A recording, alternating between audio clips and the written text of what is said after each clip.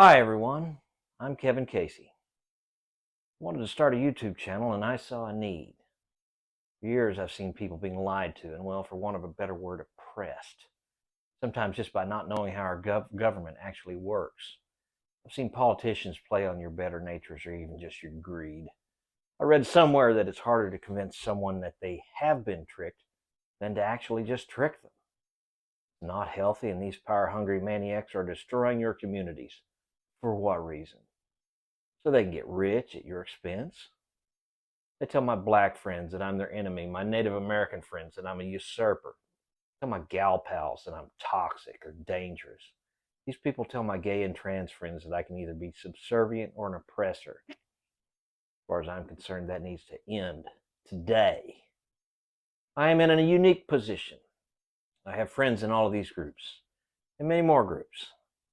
I also despise these ingrates' ability to pit all of my friends against each other. But the most unique thing I have to offer you is that I am one of you. I'm college educated, but work in the trenches with you. I've been both a boss and an employee, but I always treat everyone in my business career as a friend. That became relevant a few months ago when my trailer just broke in half at a customer's delivery. Without help from all of my friends and customers, I would have lost everything. Literally, my whole livelihood could have disappeared that day. Instead, one customer sent his wrecker service. That wrecker service called in a bigger wrecker.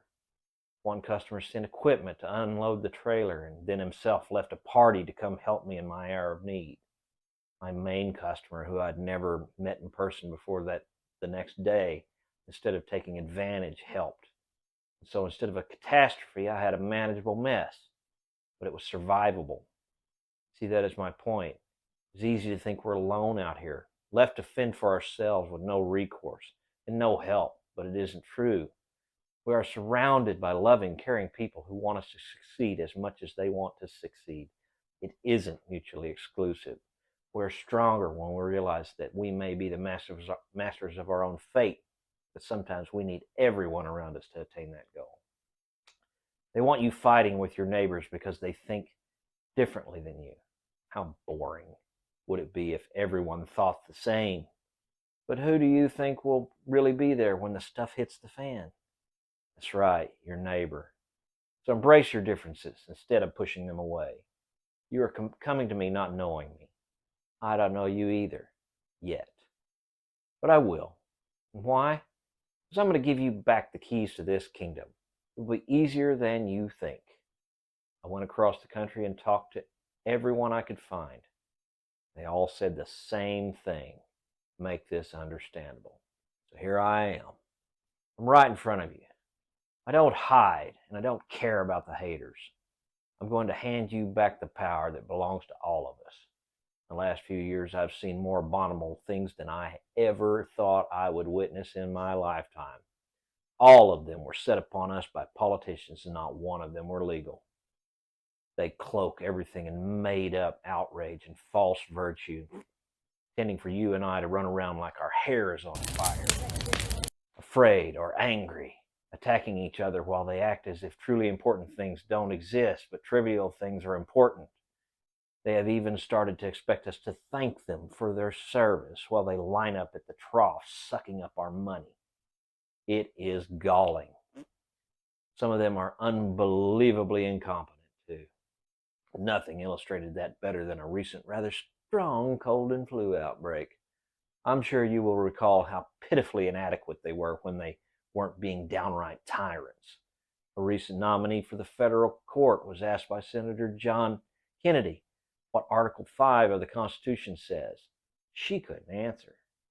So he asked her instead what Article 2 says. Again, she could not answer the question. That nominee was seated on the federal bench anyway. And by the way, Article 5 describes the two ways the Constitution can be amended. And Article 2 describes the rights, responsibilities, and rules for the President of the United States. You now know more about the Constitution than a judge who had been sitting on the court for 9 years and who has just been seated on the federal bench.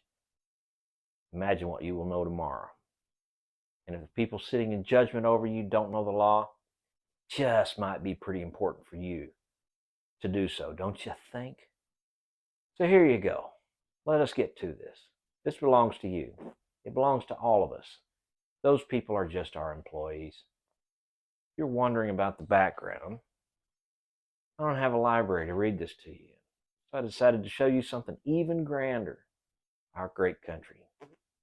The clips you'll see come from a recent 6,000-mile turnaround we did. The beginning of each video will tell you the progress we had made. If I was reading War and Peace, I could show you the whole trip, but you'll just have to settle for clips. The Constitution isn't very long. Also, I've designed this series to make it easy to take in. I don't think any of my videos will take longer than your coffee break to watch. You can watch one a day or click on the playlist if you want to binge the entire thing. Do me a favor though. Like this video, subscribe to this channel, and share this on your social media. Doing this will help get the series out to more people, and the more the better. If you particularly like one or need a clarification, leave a comment. I will answer all the comments that I can.